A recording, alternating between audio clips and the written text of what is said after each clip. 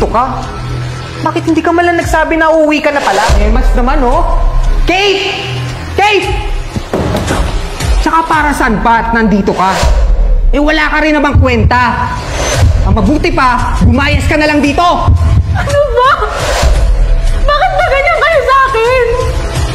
Bakit parang galit na galit kayo kasi wala na akong trabaho?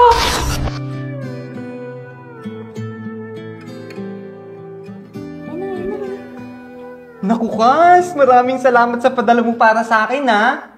May pambili na naman ako ng bagong sapatos tsaka bag. Naku, nga Kas. Thank you dito sa binigay mo sa akin.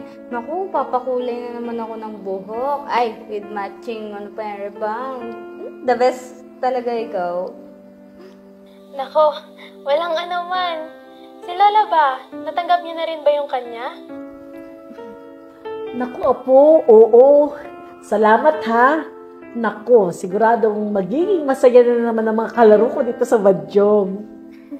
Walang anuman la. Basta la, wag na magpapabayaan ng sarili niyo dyan ha. Yung maintenance niyo po, huwag niyong kalilimutang bilhin din. Oo naman, Apo. Pwede bang humingi ng dagdag sa padala mo kasi kailangan ko para sa, alam mo na, pandagdag ko sa extra, pang happy-happy.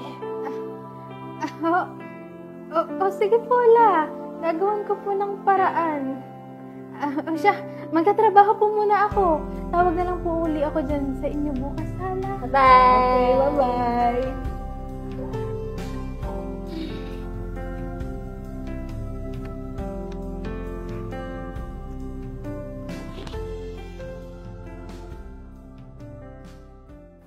Surprise! Oh, Kate! Naandito ka? Bakit hindi ka man lang nagsabi na uuwi ka na pala? Kuya, kasi, biglaan yung pag-uwi ko. Sus, kahit na. Paano yan? Nandito ka na sa Pinas. Wala na magsusustento sa amin. Teka nga, magsitigil nga kayo. Tama na yung pagtatanong nyo sa pinsan nyo. Hindi nyo nga nakukumusta. Tapos, galit na galit kayo agad sa pag-uwi niya. Yan ka na naman la eh. Huwag mo sabihin agree ka sa biglang pag-uwi niyang apo mo. Teka lang naman ho. Bakit kailangan ho nating pagtalunan ng biglaang pag-uwi ko? Hindi ba dapat masaya kayo kasi pagkatapos ng lahat ng paghihirap ko sa ibang bansa nandito na ako sa wakas? Wow! Drama! Ang galing! Paano kami matutuwa niyan sa'yo? Hindi mo naman pala kayang suklian ang hirap at pagod ng mga magulang namin para sa'yo. Simula nung iniwan ka ng magulang mo. Tama na nga yan. Ikaw, Kate, ubasok ka na doon sa room mo, sa kwarto. Pati ang gamit ko, ilagay mo na doon. Tapos sumahinga ka. Mamaya na tayo mag-usap, ha? Opo, la.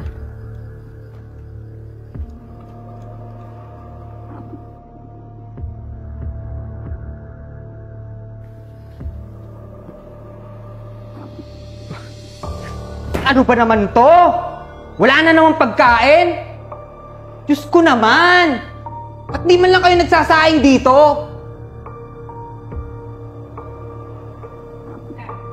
Ay, sorry, busy ako Tsaka, ba't di mo tanongin ang paborito mong kasing?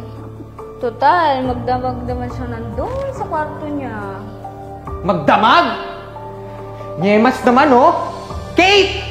Kate! May kailangan kayo? Ikaw! Wala ka nang silbi sa pamilyang to. Napakatamad mo pa! Ha? Di mo pa magawang magsaing? Ano, piling donya ka lang? Nasasaktan ako! At talagang masasaktan ka kung di ka babalik sa pag-abroad mo! Tsaka para saan pa at nandito ka? Wala ka rin na bang kwenta?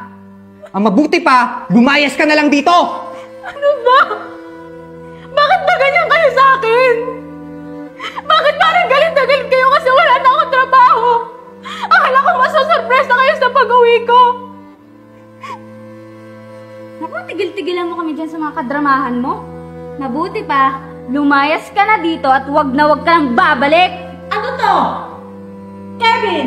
Andrea! Anong ginagawa niyo?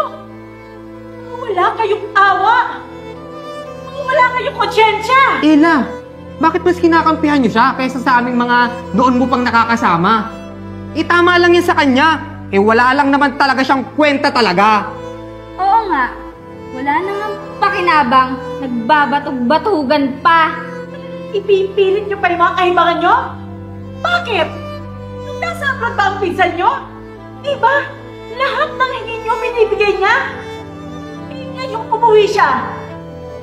At alam niyo, kita niyo, wala na kayong makukuha sa kanya. Aalipustay din niyo at mamatatuhin niyo? Lola, tama na po. Hayaan niyo na po sila. Kasalanan ko rin naman po na hindi ko inalagaan yung sarili ko nung nandun ako sa abroad. Kaya nagkasakit ako at natanggal sa trabaho.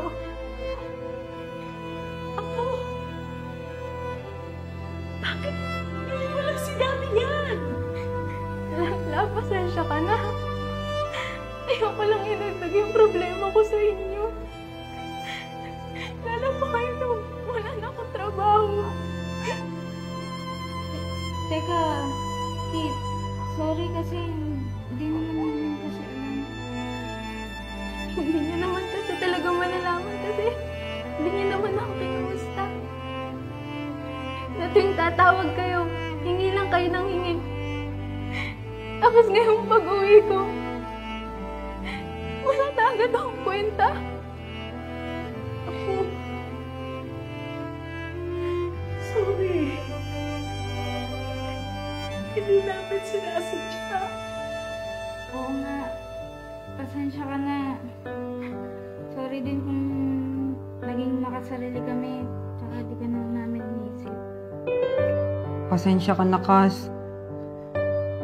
Sana hindi pa huli ang lahat para patawarin mo kami. Promise, babawi kami sa'yo.